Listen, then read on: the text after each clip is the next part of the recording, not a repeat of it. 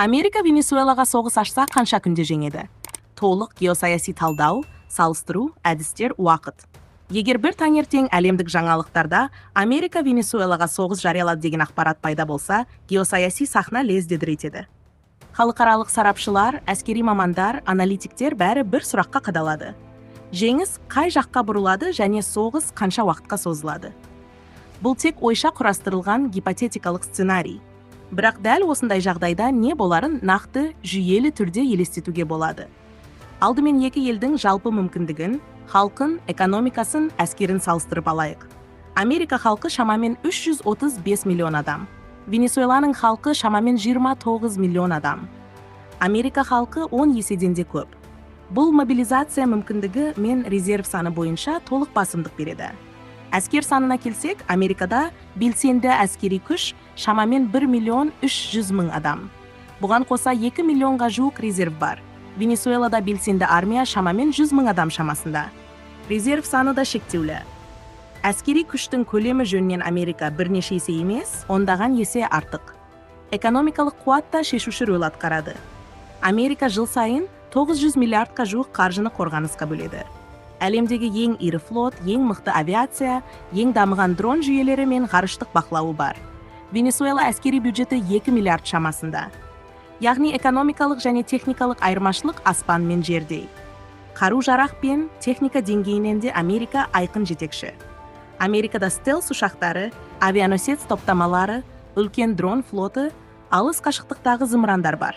Венесуэлада кеңестік үлгідегі Су-30 ұшақтары, Т-72 танкілері, ескі әуе қорғанысы жүйелері бар. Енді соғыс сценарийін кезең-кезеңімен көрейік. Бірінші кезеңде Америка әуе үстемдігін орнатуға тырысады. Әуелей соққылар радарларды, әуежайларды, байланыс орталықтарын, әуе қорғанысын істен шығарады. Бұл кезең 3 күннен 7 күнге дейін созылуы мүмкін.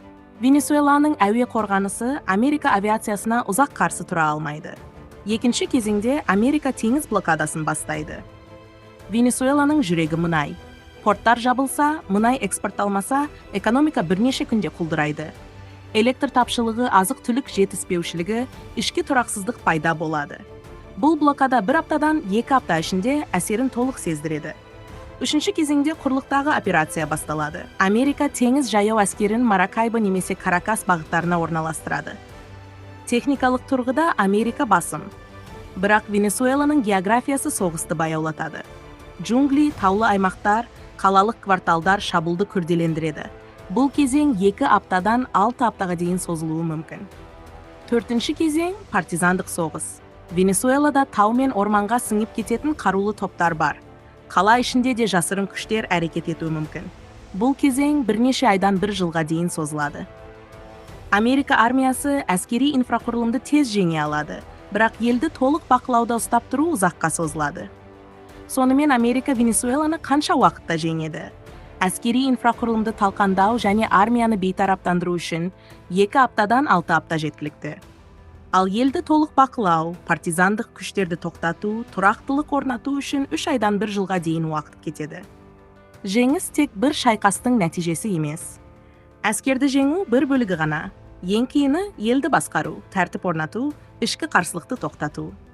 Осы секілді видеолар ұнаса, каналға жазылып, лайк басып, пікір қалдыруды ұмытпа. Бұл бізге жаңа видеолар шығаруға үлкен шабыт береді.